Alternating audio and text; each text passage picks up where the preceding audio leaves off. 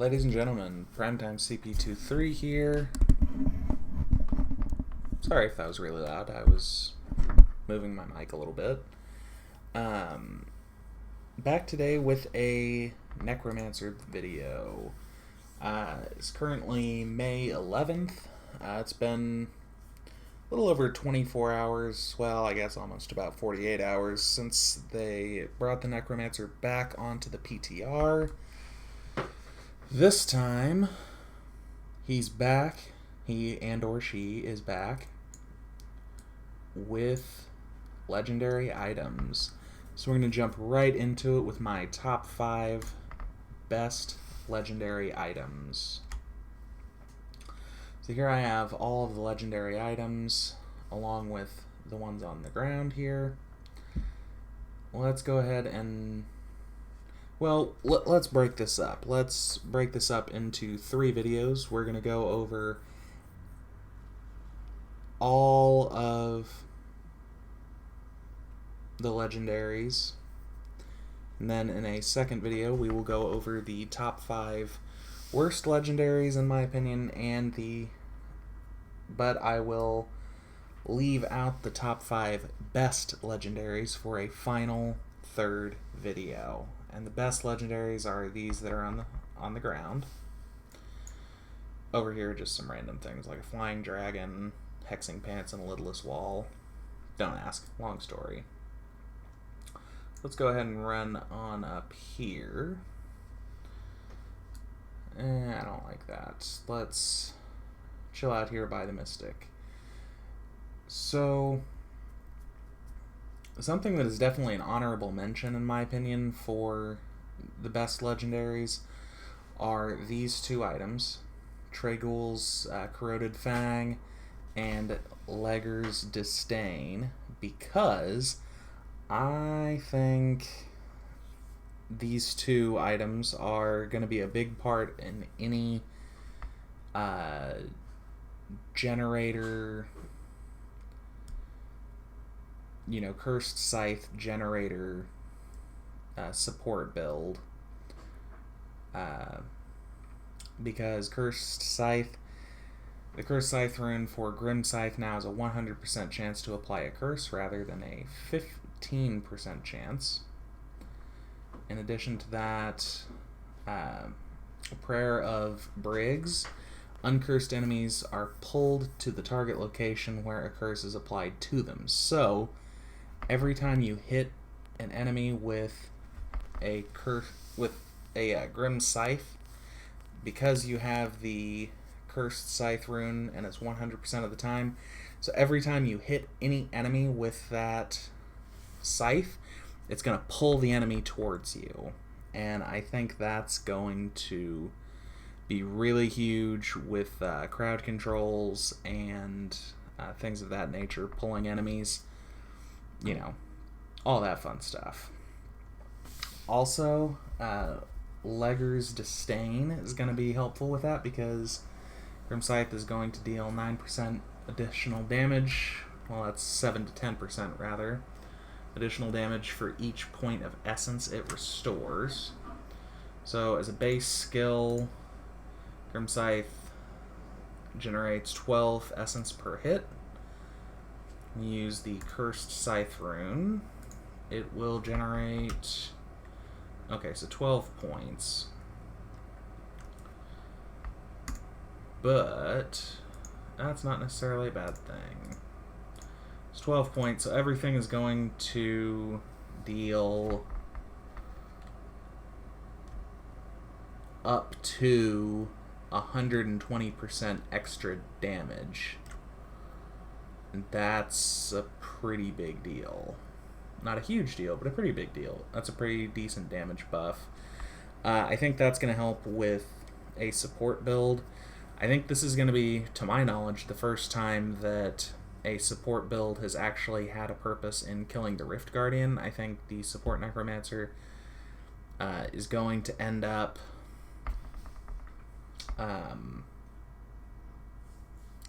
basically just trying to CC and pull things during the Rift, but then is probably going to play a big part in trying to kill the Rift Guardian. But we will get into that at some point later when we actually have a support Necromancer built. Because I firmly believe that a support Necromancer is going to be a thing. So then we've got the Spear of Jessup. Well, let's go ahead and use what go over what I already have equipped.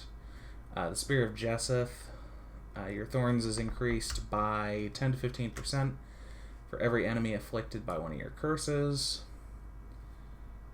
Bone Ringer, which is kind of a cool phylactery. Damage bonus of command skeletons is increased by 25 to 30% for every second while active. It's a pretty decent damage buff. Prayer of Briggs, as I went over earlier, uncursed enemies are pulled to the target location when a curse is applied to them. That does, in fact, work with Aura of Frailty. I have tested this, and it does work. Got Wisdom of Kalan, whatever. Increases the maximum stacks of bone armor by 5. I actually do not think that rolls on a number generator. I think that is always 5 stacks, but I could be wrong. Alrighty, so then the rest of the legendary items. Death's Scythe. Each different poison skill you use increases the damage of all poison skills by 75 to 100% for 15 seconds. So if you use 6 poison skills within 15 seconds of each other, you're going to get a up to 600% damage buff. So, I mean, that's pretty significant, but you'd have to have all poison skills on your bar, and I don't know how viable that will be. Scythe of the Circle, in my opinion, the coolest transmog by far. I know that's not terribly important, but it's just kind of cool. And your secondary skills, which are, let's go over that real quick. Bone Spear, Skeletal Mage, and Death Nova. Secondary skills deal 250 to 300% additional damage while Bone Armor is active, but reduce the remaining duration of Bone Armor by 4 seconds. So if you have Bone Armor up and you deal and you hit with one singular Blood Nova, for instance, that's going to reduce the duration of Bone Armor from, I believe, 60 seconds? Yeah, from 60 seconds down to 54 seconds. Funerary Pick? Funerary Pick? Funerary Pick? I don't know, words are fun. Siphon Blood drains blood from 2 additional targets. That's kind of cool. If a Siphon Blood build actually becomes a thing, it will definitely be using this weapon. Dread Golem Spike. Bone Spear now costs 40 essence and deals 125 to 150% additional damage. I don't know that that's really going to be viable, because so Bone Spear currently costs 20 essence and damages for 450% weapon damage. Okay. Now, if you have this, if you're using this, it's going to cost double the essence, and it's not going to do double the damage. Now, of course, there's resource cost reduction and things of that nature, but I don't think that it's going to balance out. I don't think that this is actually going to see use. Then we've got Relina's Shadow Hook. Relina's, Rylina's Shadow Hook. Bone Spikes generates 2 to 4 additional essence for each enemy hit. Okay. I've already been over Trag'Oul's Corroded Fang and Legger's Disdain. Iron Rose. Attacking with Siphon Blood while at full life has a 15% chance to cast a free Blood Nova. A 15% to 25% chance. So that's cool. That's really cool and all. But I don't think that's necessarily viable either. Lost Time. This might be really, really cool. Your cold skills reduce the movement speed of enemies by 30%. So, right off the bat, it is a CC. In addition to that CC, your movement speed is increased by 4 to 5% for 5 seconds, with a maximum of 5 stacks. So you're reducing your enemy movement speed by up to 30%, and you're buffing your own movement speed by up to 25%. That's pretty ridiculous. That's a pretty big deal. Morebound Gauntlets. Your golem has a 12%, 10 to 15% chance to shed a corpse when it is hit by an enemy. That'll be good for a... what is the Pestilence set? Pestilent Master's Shroud? Something to that effect. The Corpse Lance set, basically. The Corpse Consumption build. In my build for it, I use the golem that when you activate it, it drops like 8 to 10 corpses on the ground.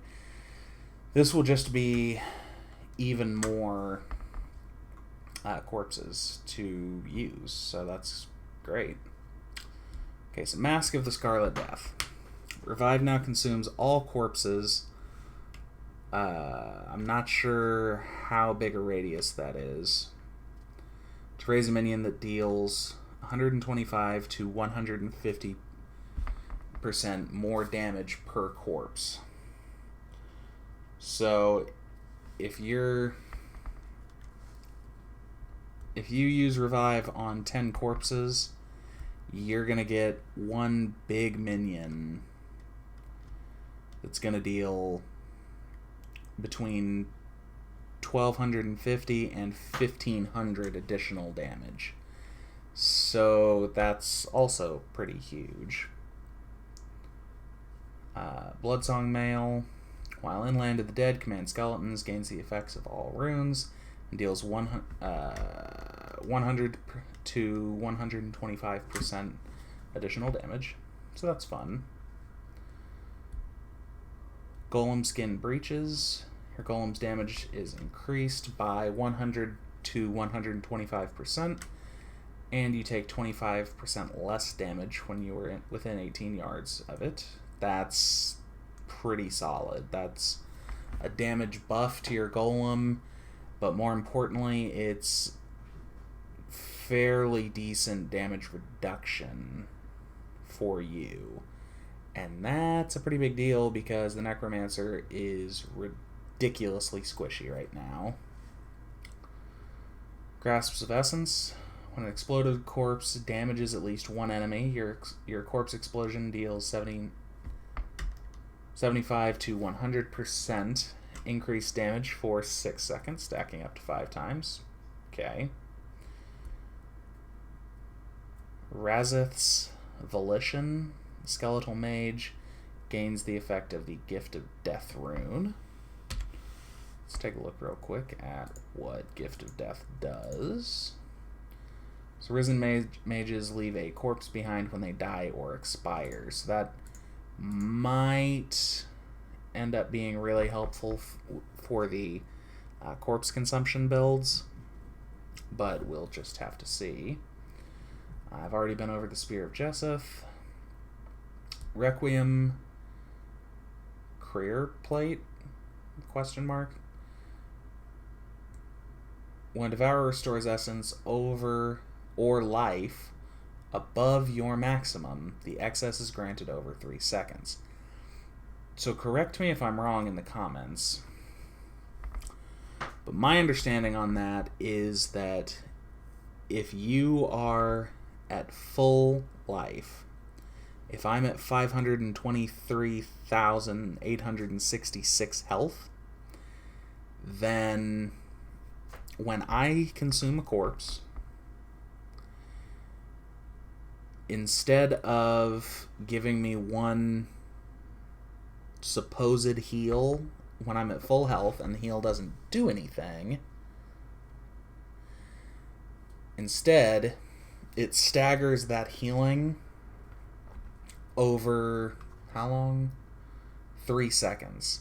So if I take any kind of damage over that next 3 seconds, then it's going to give me a heal over time. It's basically going to give me additional life per second, additional life regeneration.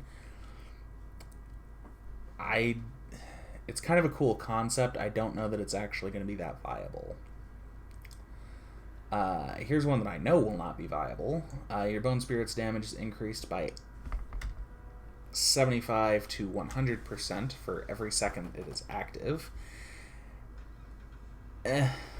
I don't see Bone Spirit being like the main damager for a build. I could be wrong, but I just don't see it right now. Haunted Visions. We're moving on to the jewelry. Haunted Visions. Simulacrum now drains 10 to 15% of your maximum life every second, but Simulacrum lasts twice as long. It might be really good, but I don't know for sure. I actually just had an idea for a build while I'm sitting here talking about this, so I'll make that a separate video. That might be useful. We will just have to see. I'm gonna start, trying to make up that build as soon as I finish up with this video. Crisben's Sentence. It's a ring, and Bone Spikes, Bone Spear, and Bone Spirit deal 125% to 150% increased damage against enemies that are crowd controlled. It's kind of cool. Might be useful. We have a belt here. Decrepify gains an additional 20 to 30% damage reduction for attacks against you. The Johnstone. Each corpse consumed in the Land of the Dead increases your damage by 10% for 8 seconds. That's 8 to 10 seconds after it ends. Circle of Nailju. You now raise an additional skeletal mage with each cast, and they last an additional 4 seconds. That's really cool. Lornell's Sunstone. Your damage reduction is increased by 0.75 to 0.95% for every 1% life you're missing. So if you're missing... I think the point of this is the reason why they chose those particular stats is so that if you're missing 90% of your life, you're not quite gonna have 90% damage reduction. And that's important for, if something hits you and it leaves you with like 1% health, then you're not going to have 99% damage reduction, because that would be a little ridiculous. And I think that's going to do it for everything, all of the legendaries, except for the set. So here we have the Jeroens Jarian. I'm gonna call it Jarian until I'm corrected. Jarian's Arms. It's a weapon, a one-handed scythe, and an offhand, which is a shield. And Army of the Dead now gains the Unconventional Warfare effect rune. Unconventional Warfare. Skeletons rise from the ground and attack random targets for 50,000% total weapon damage as physical. It's physical damage over 4 seconds. Okay, so I currently have a separate rune. I remember in the last section of the PTR, people were talking about there was some kind of visual glitch with the Unconventional Warfare rune, so we shall see. Yeah, so you can kind of see there were little teal ghosts on the outside that were running around. So that's the Unconventional Warfare effect. So ladies and gentlemen, that is going to do it for all of the Necromancer Legendary items. I don't know. I really don't. In general, I'm not sure that they're powerful enough. Just like I'm not sure that the Necromancer is powerful enough with its sets and such. But hopefully I'm going to be proven wrong here. Time will tell. So ladies and gentlemen, here I'll give you a good look at the offhand and one-handed scythe. Of course, my pet's blocking things, but that's beside the point. So ladies and gentlemen, make sure to leave a comment in the description, or leave a comment on this video telling me what items you are most excited for, and tell me if you think some of those items are actually going to be viable. So ladies and gentlemen, until next time, this is Primetime CP23, and I'm out.